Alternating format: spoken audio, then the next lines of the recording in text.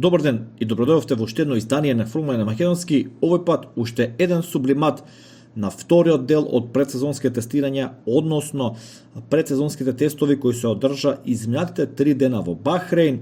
Се на се видовме доста интересни моменти на тестирањата во Бахрейн, доста надградби на болидите кои ќе ги опфатам во едно посебно видео кое треба да го очекувате негде вторник или среда, каде што ќе ги опфатам сите најголеми и најинтересни надградби на болидите представени во Бахрейн. Секако тука ќе биде оној чуден дизајн на Мерцедес кој буквално ги сплесна своите отвори за ладење и новиот поклопец на мотор на Red Bull и така натаму, така да вторник или среда очекувајте едно такво видео, а денеска ќе продискутираме за овие втори тестови во Бахрейн на кој Макс Верстапен го постави најдоброто време вчера со најмеката компонента на гума, време поставено од 1 минута 31 секунда и 720 делови од секундата, а Мик Шумахер со својот Хас го искористи екстра дополнителното време кој им беше дадено на тимот на Хас, бидејќи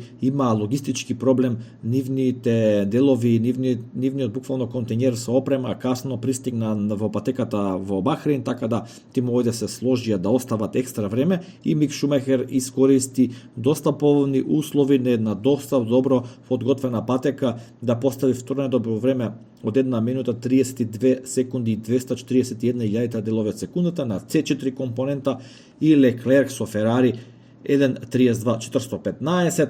Да не ги читам сите времења подолу, ги имате прикажани на оваа фотографија благодарение на Формула 1, така да се на се сметам дека тимовите имаат доста добри подготовки во Бахрейн со исклучок на Вилијамс и Мекларен. Вилијамс имаше дефект на болидот при еден пожар кој изгуби практично цел ден на тестирање, додека Мекларен неочекувано најде еден проблем со сопирачките, односно на целиот тој дизајн на моделот на ладење на сопирачките, при што доаѓаше до прегревање и топење на самите делови околу сопирачките и на самите сопирачки, со тоа што Мекларен не беше во можност да направи тестирање на долги патеки, би рекол, да направи симулација на трка, нешто со што сум сигурен дека ќе го малце стави чекор на нас за тимот кон првата трка во Бахрейн.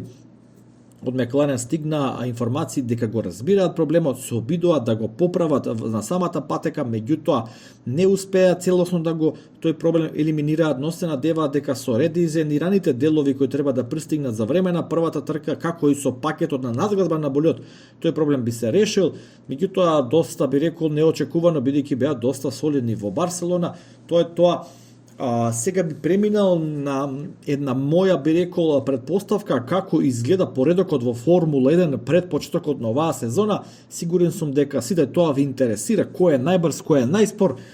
Би рекол по брзина во еден круг, мислам дека болидот на Red Bull во моментот има најдобро темпо, меѓутоа по брзина по трка мислам дека тоа е болидот на Ферари и ги имам Ферари и Red Bull ги имам како фаворити за победа во првата трка.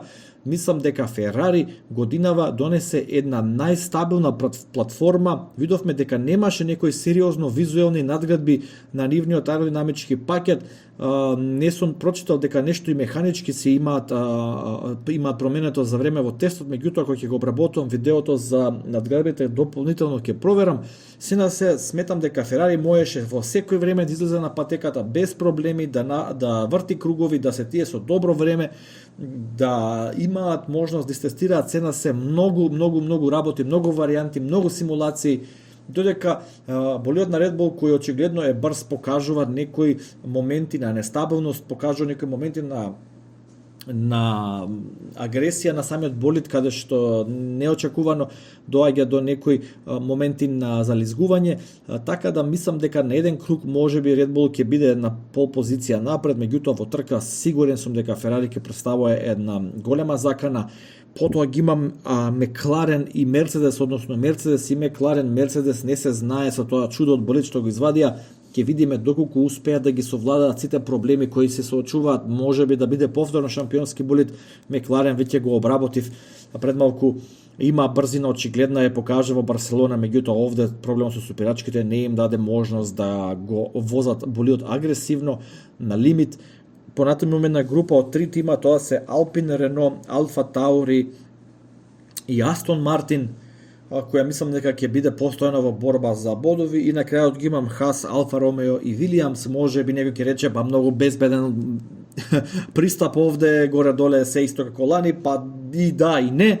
Меѓутоа, ова треба да разберете дека и за мене е сосема нова сезона со нови правила, со нови болиди кои јас се уште не ги разбирам детално. Се трудам што повеќе да разберам, постојано сум на форумите онлайн и читам и дискутирам со доста други луѓе, така да мислам дека ова е некоја моја перспектива и моментално размислување како стојат состојбите во F1 поредокот, меѓутоа секако оставам простори за вашите коментари, вашите размислувања и какви се вашите очекувања за првата трка која е веќе следниот викенд. Драги мои, доволно чекавме, време е за Формула 1.